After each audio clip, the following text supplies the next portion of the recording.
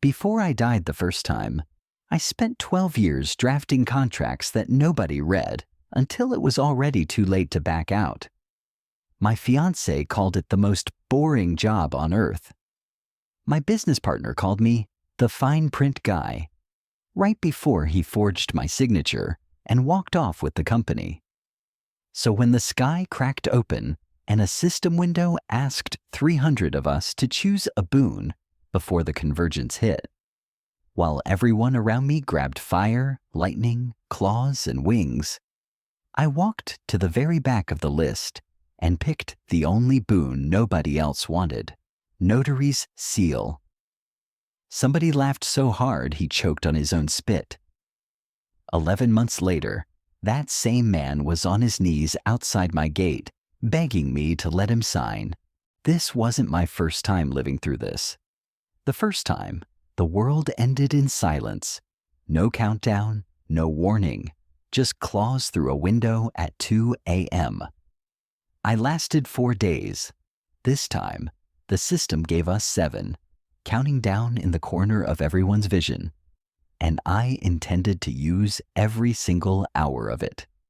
The rules hadn't changed. Pick a boon. Survive the convergence. Only the strongest faction would still be standing when the counter hit 0 on the real apocalypse. The one where the strangers around you stopped being neighbors and started being competition. The boon shelf was a mess of glowing relics, claws, wings, a sword that hummed with its own heartbeat. I skipped all of it and picked up a cracked leather binder and a single brass seal ring. Marcus Vale, my old business partner, the man who'd forged my signature in my old life, was 3 feet away choosing a boon called Cinderclaw, fire and rage given form. He saw what I'd picked and nearly fell over laughing. A contract boon? Mark, paperwork doesn't stop monsters. I didn't answer him. I'd learned the hard way that paperwork doesn't need to stop monsters. It just needs to stop people. And people were always the real threat. 2 days before the convergence, a scavenger cornered me in an alley for my supply pack. I didn't run. I held out the binder and offered him a deal instead. Half my supplies, in exchange for 1 signature on a line that read, "I will not harm the bearer of this seal." He laughed, signed it just to humor me, and took a swing at my head 30 seconds later. His fist never landed. A line of golden script burned up his arm, and the system chimed for the first time. Violation detected. Calamity clause triggered. Penalty? Bound party suffers the harm they intended. He hit the ground holding his own jaw like I'd swung first. I hadn't moved. That was the moment I understood what nobody else on that shelf had figured out. A weapon only hurts whoever's standing in front of it. A contract follows the breaker home. Marcus found me a month into the convergence, leading 12 men with Cinderclaw burning in his palm. He didn't want to talk.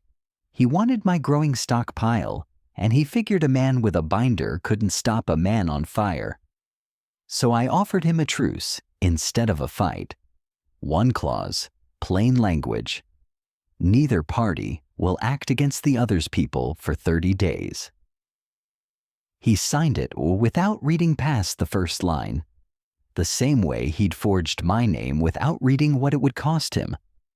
What he didn't read was the second clause, buried in the footer. Any party who breaks this concord forfeits their boon for the remainder of the convergence. 3 days later, he tried to burn my gate down anyway. Violation detected. Boon. Cinderclaw revoked. His hands went cold mid-swing. No flame, no fight. Just 12 men watching their leader stare at his own empty palms, the same humiliated look he'd worn the day I caught him forging my name. I didn't say a word. I just slid a new contract across the table. Protection in exchange for service. He signed that one too. Word travels fast when betrayal stops being possible. Other factions ran on fear and firepower. Mine ran on something nobody else could offer in this world, a deal that physically cannot be broken. By week 3, 47 survivors had signed the compact. By week 6, that number was 212, including engineers, a former combat medic, and 3 deserters from a warlord's army who'd rather sign with me than die for someone who'd never honor a promise back. Rank up. Apprentice Notary to Binder. New clause type unlocked. Collective conquered. Bindings can now cover up to 50 signatories at once.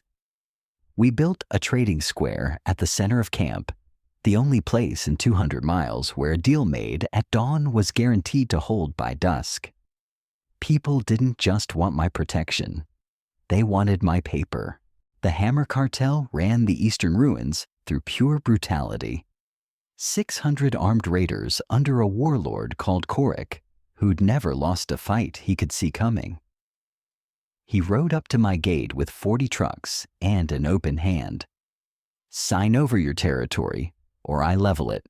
Either way, I get what's mine. I offered him a different deal. Trial by oath, one champion from each side. Winner takes the dispute. Binding and absolute. No reinforcements, no ambush, no second wave. Korik laughed at the idea of trusting paper over 600 guns, but his own men were watching, and refusing a fair duel in front of an army that no longer fully trusted him was its own kind of defeat. He signed. He sent his strongest fighter. I sent Marcus, trial registered. All other parties bound to non-interference for the duration, 600 guns, and not one of them could fire. Marcus won in under 4 minutes. Korik's own conquered stripped him of everything he'd brought to the table the second the duel ended. By his own signature, not mine. The real Convergence hit on day 90. Not raiders, not warlords, but a tear in the sky pouring out enough monsters to erase every faction in the region at once, mine included. Rank up, Binder to Magistrate, Ultimate Clause unlocked, Conquered Absolute. I didn't fight the Horde, I bound it. Conquered Absolute didn't ask permission. It reached every surviving faction within the blast radius, raiders, refugees, even the broken remains of the Hammer Cartel, and offered one line, system enforced, no signature required, because the apocalypse itself had just signed on humanity's behalf. All hostilities cease until the breach is sealed, or every clause in this world goes void at once. Old enemies fought side by side because the alternative was forfeiting the only stable ground left standing. When the breach finally sealed, the system gave its verdict. Sole adjudicator confirmed. Sovereign rank achieved. A week later, Vivian, the fiancée who'd called my old job the most boring thing on earth, showed up at my gate with nothing but the clothes she'd run in. She didn't recognize the binder in my hand until I held it up. You need protection, I said. I can offer it. There's a contract. She signed without reading it this time, too. Some people never learn. The difference is, in my territory, that's no longer a fatal mistake. A year after the Convergence began, there was only one law left standing across 300 miles of ruins, and it wasn't written in fire or steel. It was written in ink that couldn't be broken, held by the man everyone in that first room had laughed at. They didn't laugh anymore.